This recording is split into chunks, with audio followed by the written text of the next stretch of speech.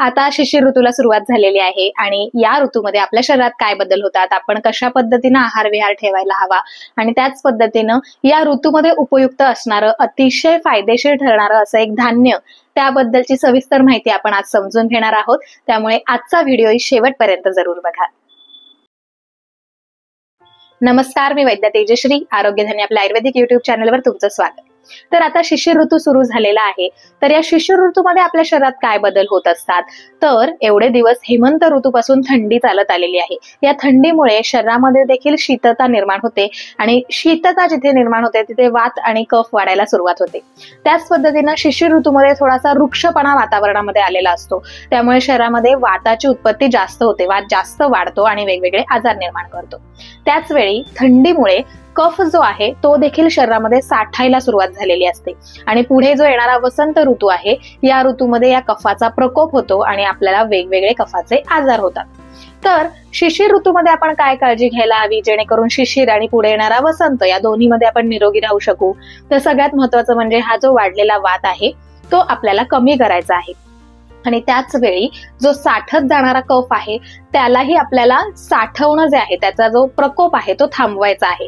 त्यामुळे कफाचं जो चय आहे, म्हणजे कफ जास्त साठणार नाही आणि वाढलेला वात देखील कमी होईल, अशा पद्धतीचा आहार विहार आचरण आपल्याला ठेवायचं आहे, जेणेकरून हा शिशिर ऋतू आणि वसंत ऋतू आपल्याला आरोग्यदायी जाऊ शकतो। तर हा जो शिशिर ऋतू आहे तर त्यामध्ये आपला आहार कसा असायला हवा, तर थोडासा स्निग्ध गुणाचा, उष्ण गुणाचा आणि शरीरामध्ये वाढलेला जो वात कफ आहे तो कमी करणारा आणि थोडासा पचायला हलका अशा पद्धतीचा आहार आपला असायला हवा। तर त्याकरता या ऋतूमध्ये अतिशय फायदेशीर ठरणारं असं एक आपलं पारंपरिक धान्य आहे, ते म्हणजे कुळीथ, म्हणजेच ज्याला आपण बोलीभाषेत हुलगे म्हणतो आणि संस्कृतमध्ये त्याला कुलथ असं म्हटलं जातं। तर हे जे कुळीथ आहेत त्याचे गुणधर्म काय आहेत, ते या ऋतूमध्ये आपल्याला कसा फायदा देऊ शकतात आणि ते खात असतानाही काही काळजी घ्यायला हवी का, ते कोणी खाऊ नयेत त्याबद्दलही किंवा ते कोणी खावेत याबद्दलही काही पथ्यापथ्य आहेत का, हे सगळं आजच्या भागात आपण बघणार आहोत।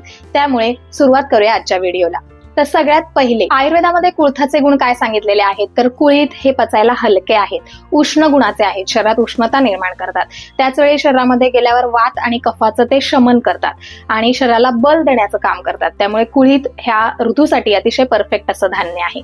तर कुळीथ कुठल्या आजारांमध्ये आपण खायला हवेत, तर सगळ्यात महत्वाचं कास आणि श्वास किंवा ज्याला आपण म्हणतो सर्दी खोकला किंवा कफाचे जे वेगवेगळे आजार आहेत जे या ऋतूमध्ये आपल्याला स्पेशली दिसत आहेत, म्हणजे आताही आम्हाला ओपीडी मध्ये बरेचसे पेशंट मिळत आहेत की जे बरेच 8-8 दिवसापासून सर्दी खोकला कंटिन्यू आहे आणि बरेचसे औषधं घेतल्यानंतरही तो कंट्रोलमध्ये येत नाहीये, असे जे पेशंट असतात, कफ अडकलेला असतो, छाती भरलेली असते, खोकल्याची ढास लागते, तर अशा पेशंट्समध्ये किंवा नाक गळतंय कंटिन्यू, असे जे रुग्ण आहेत त्यांच्यामध्ये कुळीथ अत्यंत फायदेशीर आहेत।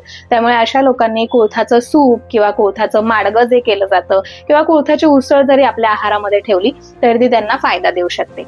त्याच पद्धतीनं ताप येणं जे असतं, म्हणजे बऱ्याचदा ह्याच रुग्णांमध्ये असंही दिसतं की सर्दी खोकला झालेला आहे आणि संध्याकाळनंतर अंगामध्ये कणकण जाणवायला सुरुवात होते, थोडीशी रसरस जाणवते, ताप अगदी खूप असा तीव्र ताप येत नाही पण थोडंसं अंगामध्ये ताप असल्यासारखं जाणवतं, असं ज्या वेळेस होतं किंवा पावसाळ्यामध्ये देखील भिजल्यानंतर आपल्याला थोडीशी कणकण जाणवायला सुरुवात होते, थोडासा हलका ताप येतो, अशी कंडिशन असते। अशा वेळी या कुळथाचं सूप किंवा कुळथाचं माडगं बनवावं आणि गरम गरम मस्त रात्रीचं लंघन करावं आणि जेवणाच्या ऐवजी हे कुळथाचं सूप किंवा कुळथाचं माडगं घ्यावं आणि मस्त पांघरून घेऊन झोपून जावं। सकाळी उठल्यानंतर तुम्हाला छान फ्रेश वाटेल आणि जे शरीरामध्ये वाढलेले दोष आहेत ते कमी झालेले तुम्हाला जाणवतील। असं का होतं, कारण कुळीथ जे आहेत ते उष्ण आहेत, वात कफाला कमी करतात, जे मी म्हटलं त्याच पद्धतीनं कुळीथ हे स्वेद जननाचं काम करतात, म्हणजे आपल्या शरीरामध्ये जी उष्णता निर्माण होते त्याच्यामुळे घाम निर्माण करण्याचं काम हे कुळीथ करत असतात। त्यामुळे ज्यावेळेस ताप आलेला असतो, सर्दी खोकला झालेला असतो, अशा वेळी घाम येतो शरीरामधनं आणि हा जो ताप आहे त्याचं शमन होतं, हा ताप निघून जातो। त्यामुळे ज्यांना असे सिम्पटम्स आहेत की खूप जास्त तीव्र ताप नाहीये पण कणकण आहे, अशा लोकांनी कुळथाचं सूप किंवा माडगं जरूर आपल्या आहारात ठेवावं। आपले जे डोळ्याचे वेगवेगळे आजार आहेत, म्हणजे वात आणि कफमुळे होणारे जे डोळ्याचे आजार आहेत त्याच्यामध्ये देखील कुळीथ फायदेशीर ठरतात. आणि त्याच पद्धतीनं पोटाचे जे वेगवेगळे आजार आहेत, म्हणजे बऱ्याचदा या ऋतूमध्ये आपल्याला दिसतं की अपचन झालंय, अजीर्ण झालंय किंवा पोटामध्ये खूप गॅसेस झाले आहेत, बारीक मंद मंद कळा पोटामधनं येत आहेत, किंवा जेवणानंतर पोट फुगल्यासारखं वाटतंय, पोटामध्ये अन्न पडून राहिलंय असं वाटतंय, अशा ज्या समस्या असतात. आणि आयुर्वेदामध्ये पोटाचा एक गुल्म म्हणून जो आजार सांगितलेला आहे, तो आजार जर तुम्हाला असेल तर कुळीथ हे तुमच्यासाठी अतिशय फायदेशीर ठरतात. त्याच पद्धतीनं पोटातले जे जंत असतात त्यांना देखील कमी करायचं काम हे कुळीथ करत असतात. त्यामुळे लहान मुलांना देखील आणि मोठ्यांनी देखील आपल्या आहारामध्ये मधून मधून कुळीथ ठेवत राहावेत.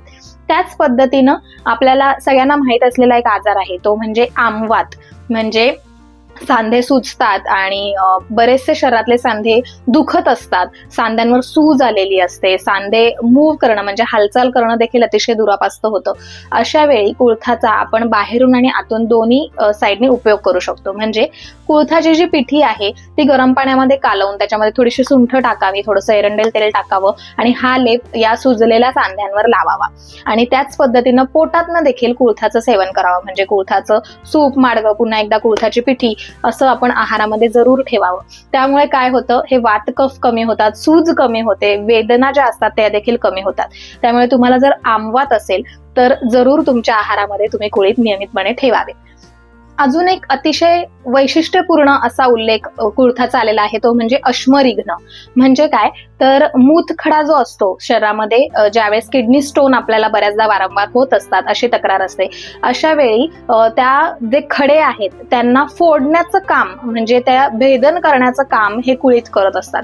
त्यामुळे काय होतं तर हे जे मोठे खडे आहेत ते तुटतात, फुटतात आणि ते आपली जी मूत्रनलिका आहे त्यातनं सहज बाहेर पडू शकतात. त्यामुळे ज्यांना वारंवार मूत्राशमरी म्हणजे वारंवार मूतखडा होण्याची समस्या आहे त्यांनी देखील त्यांच्या आहारामध्ये हे जे कुळीथ आहे ते जरूर ठेवायला हवेत.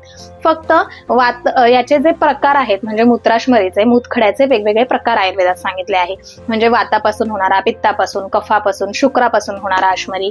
तर यामध्ये वात, कफ आणि शुक्रापासून होणारा जो अश्मरी आहे त्यामध्ये कुळीथ अत्यंत फायदेशीर ठरतात.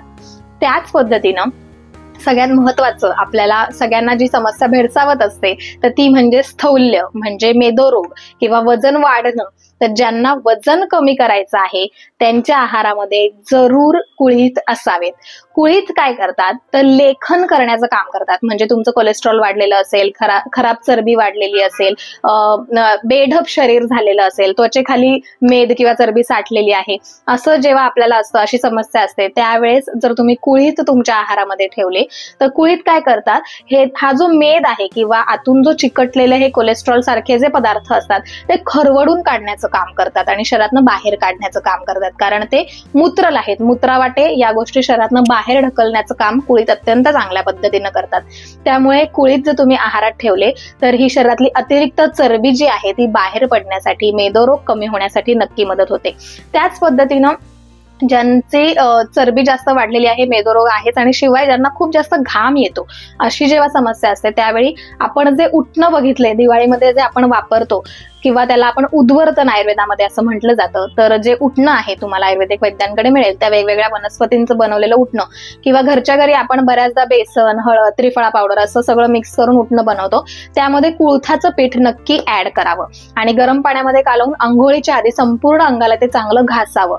त्यामुळे काय होतं, शरीराखाली म्हणजे त्वचेखाली जो चरबीचा साठा झालेला असतो तो कमी होण्यासाठी मदत होते, तो वितळण्यासाठी मदत होते आणि आपली जी त्वचा आहे ती चांगली होण्यासाठी मदत होते. त्यामुळे मेदोरोग असलेल्यांनी बाहेरून आतून दोन्हीकडून कुळथाचा वापर जर केला तर तुमचं, आपण जे आजकाल वेगवेगळे डाएट फॉलो करत असतो वजन कमी करण्यासाठी, तर त्यामध्ये जर तुम्ही कुळीथ ऍड केले तर तुम्हाला नक्कीच फायदा होताना दिसू शकेल. स्त्रियांचे आजार म्हणजे स्त्रियांमध्ये ज्या काही समस्या असतात त्यामध्ये बऱ्याचदा आता पीसीओडी सारख्या तक्रारी वाढताना दिसत आहेत.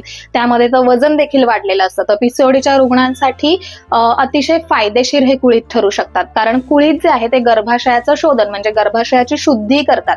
तर त्यामुळे काय होतं की बऱ्याचदा पीसीओडी किंवा इतरही वेळेस अनेक आजारांमध्ये स्त्रियांना अशी समस्या असते की अंगावरनं साफ जात नाहीये, म्हणजे पिरियडच्या वेळेस ब्लिडिंग व्यवस्थित होत नाही, अक्षरशः एखाद दुसरा दिवस थोडंसं ब्लिडिंग होतं किंवा जरी झालं कधीतरी गाठी पडतात मोठ्या मोठ्या, किंवा रक्ताच्या गाठी होतात, काळवंडल्यासारखं रक्त जातंय, फ्रेश ब्लिडिंग होत नाही किंवा त्यावेळेस खूप त्रास होतो, अशा समस्या असतात. किंवा बऱ्याचदा व्हाईट डिस्चार्ज म्हणजे अंगावरनं पांढरं पाणी जात असतं, चिकट दह्यासारखं पाणी जात असतं, अशी जेव्हा समस्या असते त्यावेळेस कुळीथ जर तुमच्या आहारात असेल तर ते तुम्हाला लाभदायक ठरू शकतात.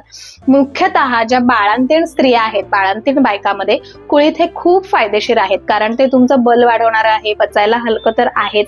त्याच पद्धतीनं बाळंतीण बायकांमध्ये आपल्याला दिसतं की सर्दी खोकला आहे किंवा कणकण वाटत असते, दौर्बल्य आलेलं असतं, आणि विटाळ साफ होणं जे आपण म्हणतो, म्हणजे व्यवस्थित ब्लिडिंग होऊन सगळं शरीराची शुद्धी होण्यासाठी, गर्भाशयाची शुद्धी होण्यासाठी, वात कमी करण्यासाठी हे अत्यंत फायदेशीर असं धान्य आहे. त्यामुळे जर तुम्ही नुकत्याच तुमची डिलिव्हरी झालेली असेल, आणि बऱ्याचदा असंही होतं की बाळाला देखील सर्दी खोकल्यासारख्या समस्या असतात, अशा वेळी हे कुळथाचं सूप, माडगं, सुंठ पावडर टाकून जर तुम्ही छान संध्याकाळच्या वेळेस घेतलं तर तुमच्यासोबत तुमच्या बाळाला देखील त्याचा फायदा होईल. त्यामुळे जरूर बाळंतीण स्त्रियांनी या ऋतूमध्ये कुळीथ तुमच्या आहारामध्ये ठेवावे. आता कुळीथ खाताना काय काळजी घ्यावी किंवा कुणी कुळीथ खाऊ नयेत, तर हे आपण बघणार आहोत. तर सगळ्यात महत्वाचं की कुळीथ जे आहेत ते उष्ण आहेत, आपण पाहिलंय, आणि ते शरीरामध्ये पित्त वाढवतात, विदाह निर्माण करतात. त्यामुळे ज्यांना शरीरामध्ये आग होते, म्हणजे कुठेही, म्हणजे डोळ्यामध्ये आग होत असेल, पोटात छातीत आग होते, जळजळ होते, आंबट ढेकरा येत आहेत, आम्लपित्तासारख्या समस्या आहेत, त्या लोकांनी पूर्णतः कुळीथ वर्ज्य करायचे आहेत.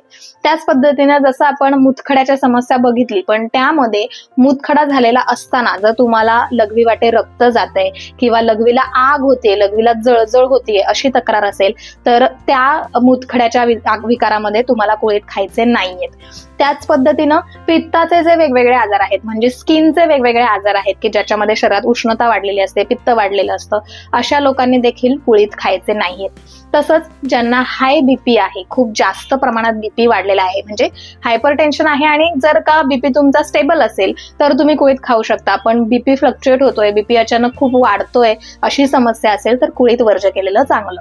त्याच पद्धतीनं ज्यांना रक्तपित्तासारख्या समस्या आहेत, म्हणजे काय, तर शरीरातून कुठूनही रक्तस्राव होत आहे, म्हणजे तुम्हाला मूळव्याधी सारख्या तक्रारी आहेत, फिशर सारख्या तक्रारी आहेत, संडास वाटे रक्त जात आहे, संडासला आग होते, लघवी वाटे रक्त जात आहे, पिरियड्स मध्ये ब्लिडिंग खूप जास्त प्रमाणामध्ये होतंय, अशी जर समस्या असेल तर अशा लोकांनी कुळीथ खायचे नाहीयेत. त्यामुळे कुळीथ खाताना ही थोडीशी काळजी खबरदारी जर घेतली, म्हणजे ह्या लोकांनी पूर्णतः वर्ज्य करायचे, जोवर आजार आहे तोवर वर्ज्य करायचे, पण इतर वेळी ते लोक महिन्यातनं एखाद दुसऱ्या वेळा नक्कीच कुळीथ आहार्य पदार्थ म्हणून खाऊ शकतात. फक्त कन्सिस्टंटली खूप जास्त प्रमाणात यांनी खायचे नाहीयेत. आणि अजून एक महत्वाचं म्हणजे जर तुमची पित्ताची प्रकृती असेल, म्हणजे आता ही कशी ओळखायची याबद्दलचे सविस्तर व्हिडिओ आपण ऑलरेडी प्रकृती विशेष सिरीज मध्ये बघितलेले आहेत, तर तिथे जाऊन तुम्ही ते बघू शकता. आणि त्यानुसार तुम्हाला जर वाटलं की तुमची पित्ताची प्रकृती आहे किंवा वैद्यांनी तुमच्या सांगितलेलं असेल तुमची पित्ताची प्रकृती आहे, तर मात्र तुम्ही कुळीथ खाताना थोडंसं सांभाळून खायचं आहे. मग अशा लोकांनी काय करायचं, तर मग तुम्ही जसं मी म्हटलं की सूप किंवा माडगं जर केलं तर त्याच्यामध्ये वरून तूप घ्यायचं, किंवा मग जर तुम्ही कुळथाची उसळ करत असाल तर तिला तुपाची फोडणी द्यायची, किंवा भाकरी पोळी सोबत तुम्ही खाताय त्याच्यावर तूप लावून घ्यायचं, अशा पद्धतीने. आणि रात्रीच्या वेळी शक्यतो कुळथाचा वापर करायचा नाही, म्हणजे ज्यांना हे आजार आहेत त्यांनी शक्यतो सकाळच्या वेळेस किंवा दुपारच्या वेळेस तुम्ही कुळीथ आहारामध्ये ठेवले तर खूप जास्त त्रास होत नाही. फक्त कन्सिस्टंटली खूप जास्त प्रमाणात कुळीथ या लोकांनी खाऊ नये. अशा पद्धतीने या कुळथाची सविस्तर माहिती आपण आजच्या भागात जाणून घेतलेली आहे. आता या कुळथापासून एक पारंपरिक पदार्थ आपण पुढच्या भागामध्ये शिकणार आहोत. त्यामुळे भेटूया पुढच्या भागामध्ये एका पारंपरिक हेल्दी रेसिपी सोबत. तोपर्यंत निरोगी राहा, आयुर्वेद अंगीकारा. नमस्कार.